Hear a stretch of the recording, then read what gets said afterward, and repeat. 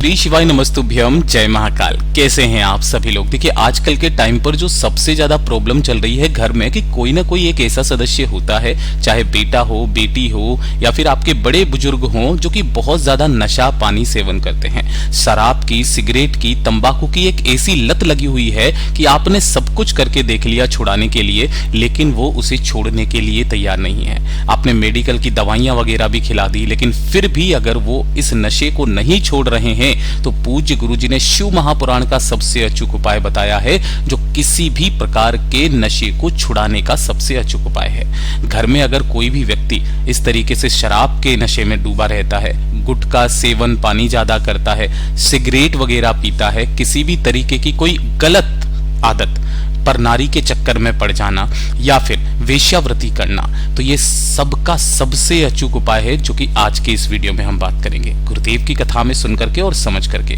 पूरे उपाय को बहुत आसान भाषा में आपको बताऊंगा।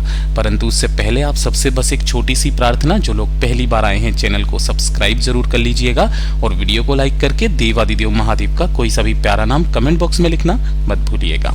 देखिए इस वाले उपाय के लिए आपको करना क्या है, सबसे पहले लेना होगा आपको एक बेलपत्र, जो बहुत इजीली आपको मिल जाएगा। बस ध्यान रखना कि जो बेलपत्र है वो कहीं से भी खंडित टूटा फूटा ना हो, ठीक है ना। इस तरीके से बेलपत्र लेना है। साथ ही साथ आपको चाहिए मात्र एक शमी का पत्ता, ठीक है। कहां से तोड़ोगे, इस स्थान से तोड़ना। ये जो पूरा गोले में बनाया है ये एक शमी का पत्ता है।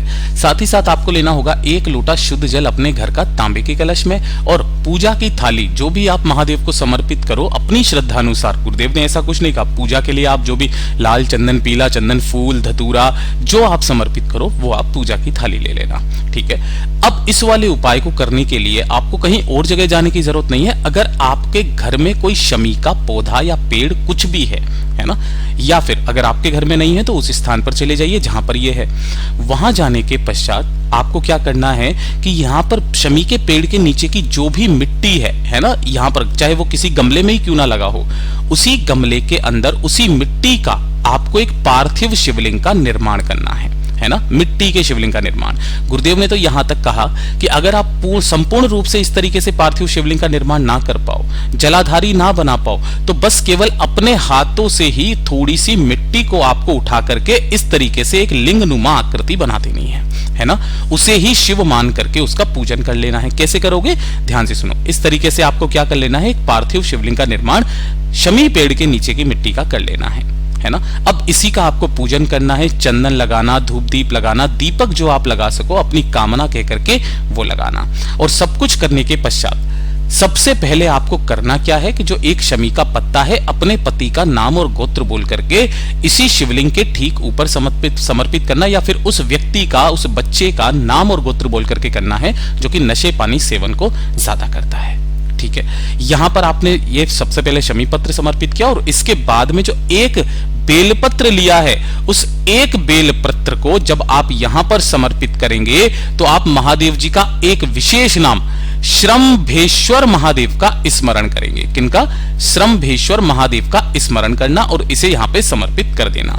दीपक प्रज्वलित करना, 2 मिनट वहां पर बैठ के बाबा से विनती और कामना करना। कामना करने के पश्चात जो एक लोटा शुद्ध जल है, उस एक लोटे शुद्ध जल को भोलेनाथ की शिवलिंग के ठीक ऊपर समर्पित करना है श्रम्भेश्वर महादेव के नाम से, और इस पार्थिव शिवलिंग का विसर्जन कर देना है।